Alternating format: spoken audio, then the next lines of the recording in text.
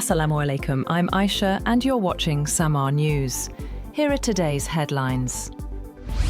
President Donald Trump has warned Iran to negotiate a new nuclear deal or face a far stronger military response. In a social media post, Trump said time was running out and claimed another US armada was moving toward Iran. On the other hand, Tehran has made it clear that it is not currently seeking talks with Washington. Meanwhile, US Secretary of State Marco Rubio says Iran's government is weaker than ever and its economy is collapsing, predicting protests will return. Testifying in the Senate, Rubio said thousands were killed during previous demonstrations, underscoring what he called growing instability inside the country.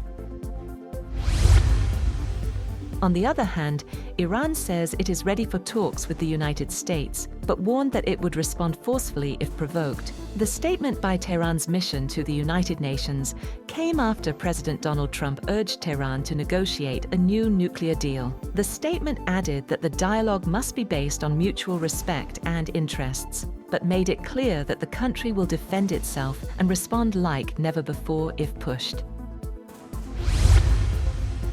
US President Donald Trump has said the US and South Korea will work out a solution when asked about his surprise announcement that he would increase tariffs on imports from the Asian ally to 25%. Trump's chief trade negotiator, Jamieson Greer, said the US had reduced its tariff rate on South Korean goods to 15% from 25% in exchange for Seoul's pledge to invest $350 billion in the United States, allow more US cars into South Korea, and eliminate some non-tariff barriers.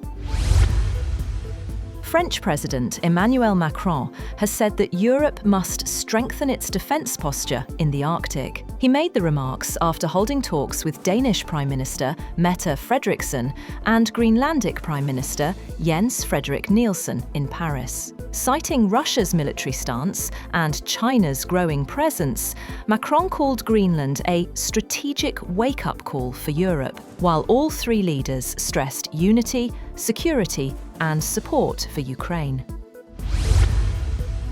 Palestinian families in East Jerusalem's Silwan district say they have been ordered to leave their homes under Israeli court rulings favouring a settler group. Residents say dozens of families face eviction by mid-March, the end of the holy month of Ramadan.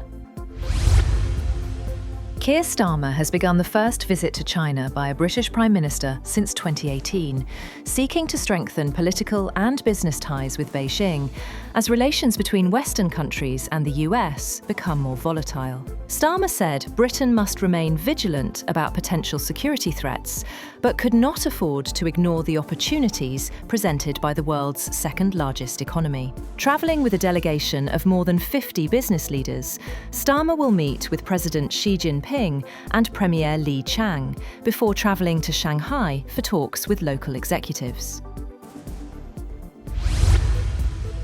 Russia has pounded Ukraine with drones and a missile overnight, killing a couple near the capital Kyiv a day after 5 people died in an attack on a passenger train. Local media reported that the woman had a 4-year-old daughter who survived the strike. Officials said 4 people, including 2 children, sought medical attention after the attack.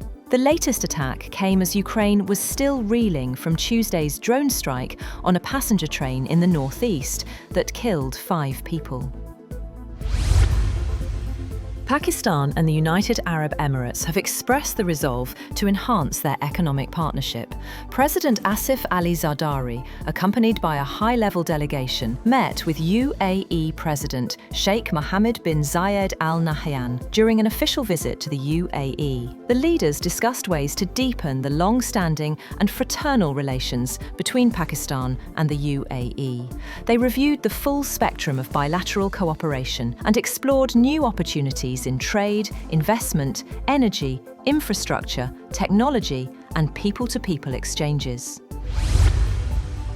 Maharashtra Deputy Chief Minister Ajit Pawar has been killed in a tragic plane crash, along with 2 staff members and 2 crew on board his charter aircraft. The incident occurred while Pawar was travelling to his home region to campaign for local body elections. Pawar, a senior leader from Maharashtra's prominent political family, was en route from Mumbai when his aircraft went down near Baramati in Pune district. The Directorate General of Civil Aviation confirmed that no one on board survived. India is monitoring Nipah virus infections, with 2 reported from its eastern state of West Bengal since December, as some Southeast Asia nations step up scrutiny of air travellers. Tuesday's confirmation came a day after Thailand said it had tightened airport screening measures, with neighbouring Malaysia following suit. The Indian Health Ministry said speculative and incorrect figures regarding Nipah virus cases are being circulated, putting the tally of infections at 2. Gold prices have risen above $5,300 per ounce for the first time, as weakening confidence in the US dollar and concerns around the independence of the US Federal Reserve boosted demand for the safe haven metal. Spot gold jumped 1.3% to $5,255.95 an ounce, after scaling a record $5,311.31. Prices gained more than 3% in the previous session. US gold futures for February delivery jumped by 3.3% to $5,250 an ounce. Saudi Arabia is drafting plans to widen its premium residency program to attract wealthy visitors, property buyers, and top students. The move, linked to Crown Prince Mohammed bin Salman's Vision 2030, could include super yacht owners and residents of major development projects, as the kingdom looks to draw foreign capital and talent. And Sarah Mullally has been formally confirmed as the first woman to lead the Church of England at a ceremony in London's St. Paul's Cathedral. The former Chief Nursing Officer becomes the 106th Archbishop of Canterbury and spiritual head of the global Anglican Communion, despite opposition from some conservative groups. That's all for now. For more updates, visit www.samar.tv. Thank you for watching Samar News.